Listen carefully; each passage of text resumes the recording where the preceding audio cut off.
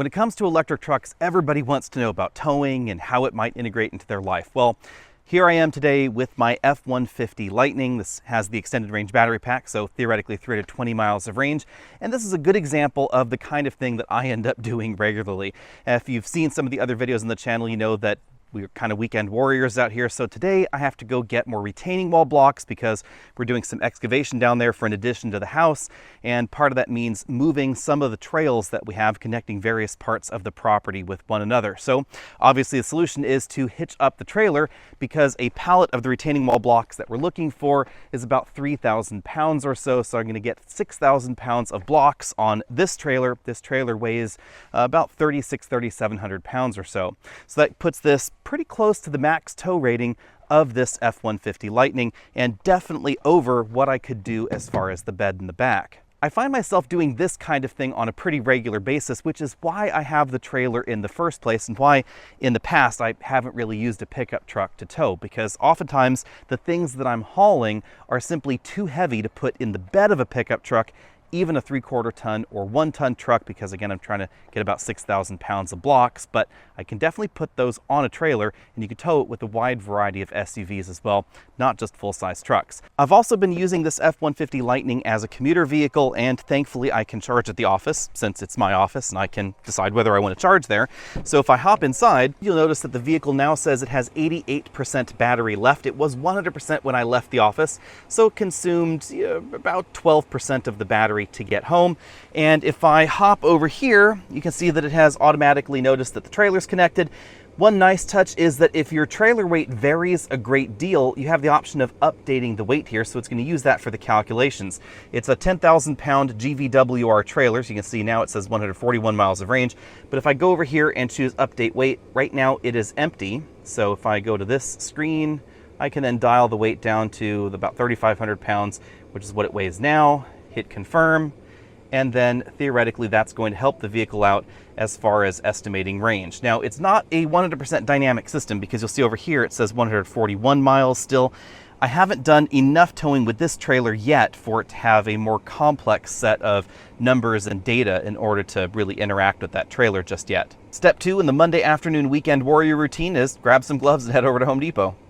And now I'm back home from Home Depot, and as you can see, I have 120 blocks on my trailer now. So this trailer right now is weighing about 10,000 pounds approximately. Let's go ahead and see how much battery this has consumed.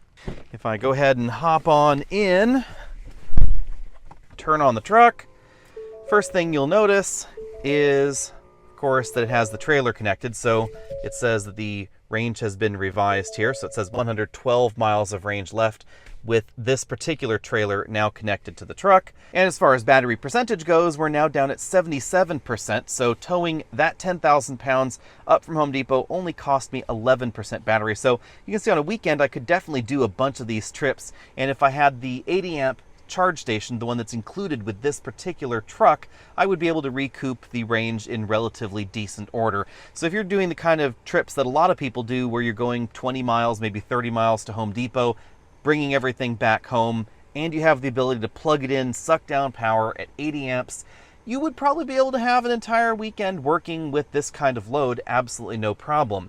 This also has updated a little bit of information. If I go back here on the trip computer here and go down to towing and choose trailer information, you can see that this trailer, it says now range on a full charge 160 miles. That has been constantly dropping because this trailer is pretty heavy now, it's going uphill.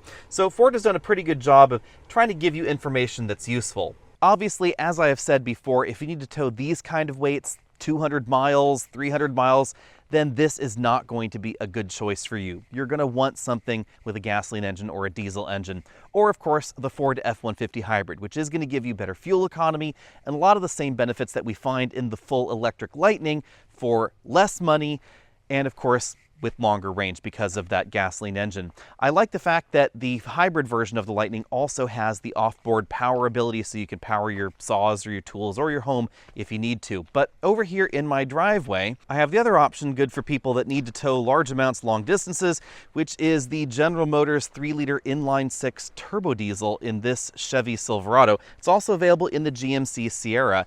This happens to be my absolute favorite half-ton truck engine if you want actual pistons under your hood at the moment. And of course, for this model year, Chevy has considerably revised the interior. If you want to know more about this, there's going to be a full video on this coming up soon on the Alex and Autos channel, so be sure and stay tuned for that. Because I've said it before and I'll say it again, electric trucks aren't for everybody.